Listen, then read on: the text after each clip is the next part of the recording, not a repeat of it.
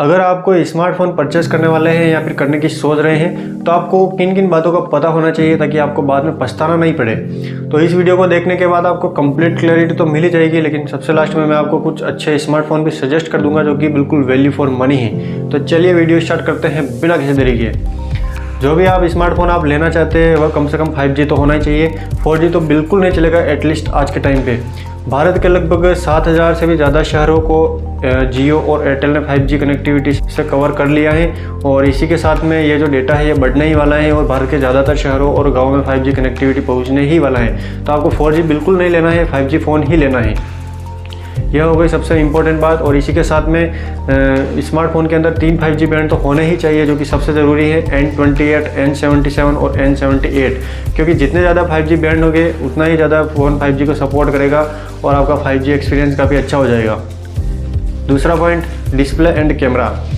जितने भी स्मार्टफोन होते हैं उसमें 2 तरह की डिस्प्ले होती है, एमोलेड और IPS डिस्प्ले। तो आपको एमोलेड डिस्प्ले लेनी है जो कि 120 हर्ट्ज या फिर 90 हर्ट्ज रिफ्रेश रेट को सपोर्ट करें। 90 से कम बिल्कुल नहीं चलेगी और 120 हो तो और भी बढ़िया बात है, लेकिन कम से कम 90 तो होनी ही चाहिए। और इसी के साथ में गोरिल्ला ग्लास विक्टर्स का प्रोटेक्शन हो तो भाई मज़ा ही आ जाएगा डिस्प्ले का। इसमें आपको कंटेंट वॉचिंग का मज़ा आ जाएगा। और वही कैमरा की बात करूँ तो कैमरा में आपको सिर्फ नंबर नहीं देखना है कि ये 48 का है, 64 का है, 100 का है, 108 का है, 200 का। नंबर से कुछ नहीं होता है, आपको ये देखना है कि उसमें EIS प्लस OIS होना चाहिए। इससे आपकी अच्छी स्टेबल वीडियोस बन जाएगी। और इसी के साथ में सोनी IMX 890 या फिर 355 सेंसर हो तो भाई मज़ा आ जाएगा, बहुत ही अच्छी फ़ोटोज़ क्लिक कर देगा आपकी। और इसी के साथ में 4K वीडियो रिकॉर्डिंग का सपोर्ट भी होना चाहिए, वो भी 30 FPS पे। 60 FPS पर हो तो और भी मज़ा आ जाएगा, लेकिन कम से कम 30 FPS पर वीडियो रिकॉर्डिंग तो होनी ही चाहिए। तीसरा पॉइंट है प्रोसेसर, और इस पर मैं सबसे ज़्यादा जोर देने वाला हूँ। बाकी स्पेसिफिकेशन भले कितने अच्छे हो, लेकिन अगर फ़ोन का प्रोसेसर ही बेकार है तो वो पूरा फ़ोन ही बेकार हो जाएगा, किसी काम का नहीं होगा वो। तो मार्केट में मिड रेंज और अपर मिड रेंज में सिर्फ 2 ही कंपनीज़ के काफ़ी अच्छे प्रोसेसर आते हैं, यानी 10 से लगाकर 30,000 की प्राइस रेंज में 2 ही कंपनीज़ के प्रोसेसर अच्छे आते हैं। वो है क्वालकॉम स्नैपड्रैगन और मीडियाटेक की Dimensity series. Qualcomm Snapdragon 778 chipset है, बहुत ही तगड़ा चिपसेट है। इसी के साथ डायमेंसिटी 8050 चिपसेट आता है, डायमेंसिटी 8100 चिपसेट आता है, डायमेंसिटी 900 आता है, 920 आता है। क्वालकॉम का स्नैपड्रैगन 7S Gen 2 आता है, क्वालकॉम स्नैपड्रैगन 695 आता है। तो ये काफ़ी तगड़े प्रोसेसर है। 10 से लगाकर 30,000 की प्राइस रेंज में इनमें से आप किसी भी तरफ जा सकते हैं, लेकिन मैं आपको यही सजेस्ट करूंगा कि मिड रेंज और अपर मिड रेंज, आपका बजट मिड रेंज और अपर मिड रेंज के अंदर है, यानी 10 से लगाकर 30,000 की रेंज में, तो आप डायमेंसिटी सीरीज़ के जाते जाए, क्योंकि डायमेंसिटी सीरीज़ के जो प्रोसेसर आते हैं वो ज़्यादा स्टेबल होते हैं और इनमें हीटिंग की समस्या बिल्कुल भी देखने को नहीं मिलती है।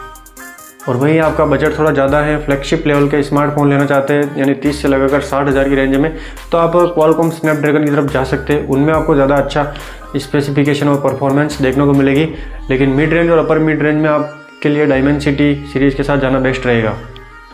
चौथा पॉइंट है RAM, ROM and storage. Smartphone के अंदर कम से कम 6 GB रैम और 128 GB स्टोरेज तो होना ही चाहिए, लेकिन मैं यहाँ पर यही सजेस्ट करूँगा कि आप 8 GB रैम और 256 GB स्टोरेज वाला लें, क्योंकि आजकल जो स्टोरेज होता है वो बहुत ही जल्दी बढ़ जाता है। और आजकल मार्केट में ऐसे स्मार्टफोन भी आ रहे हैं जिनमें 1 TB तक का स्टोरेज दिया गया है। तो आप 8 128 GB के साथ में जाएंगे तो बहुत ही बढ़िया रहेगा, लेकिन कम से कम 6 128 तो होना ही चाहिए। 6 128 से तो बिल्कुल भी नहीं चलने वाला है। और इसी के साथ LPDDR5X रैम और UFS 3.1 का स्टोरेज भी होना चाहिए। UFS 4.1 हो या फिर 5.1 हो तो और भी बढ़िया बात है, लेकिन 3.1 तो होना ही चाहिए। इसी के साथ में 3 साल के एंड्रॉयड अपडेट और 3 साल के ही सिक्योरिटी अपडेट भी होने चाहिए, तो मज़ा आ जाएगा। और सबसे लास्ट में बात करूँ बैटरी की, तो कम से कम 5000 mAh की बड़ी बैटरी होनी चाहिए और साथ में कम से कम 33 वोट की फास्ट चार्जिंग तो होनी ही चाहिए। फास्ट चार्जिंग में अगर 67 वोट हो, 80 वोट हो या 120 वोट हो तो और भी बढ़िया बात है, लेकिन कम से कम 33 वोट की फास्ट चार्जिंग तो होनी ही चाहिए। और सबसे लास्ट में बात करूँगा कुछ स्मार्टफोन के बारे में जो कि मिड रेंज और अपर मिड रेंज में की कैटेगरी में आते हैं। तो सबसे पहले नंबर 1 पर आता है Infinix GT10 Pro 5G।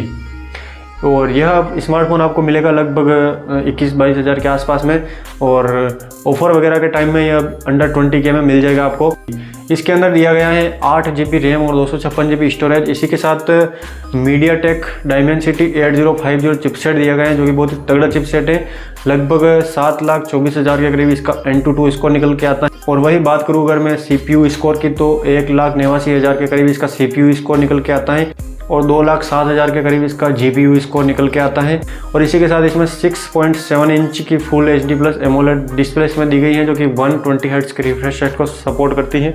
108 megapixel का बैक कैमरा और 32 मेगापिक्सल का इसमें सेल्फी कैमरा दिया गया है, तो इसकी तरफ आप जा सकते हैं। इसी के साथ में दूसरा है Realme Narzo 50 Pro 5G दिया गया है, Poco X6 Pro 5G दिया गया है, Redmi Note 13 Pro 5G दिया गया है, OnePlus Nord 3 दिया गया है। तो इनकी तरफ आप जा सकते हैं। बहुत ही अच्छे स्मार्टफोन है और वैल्यू फॉर मनी है।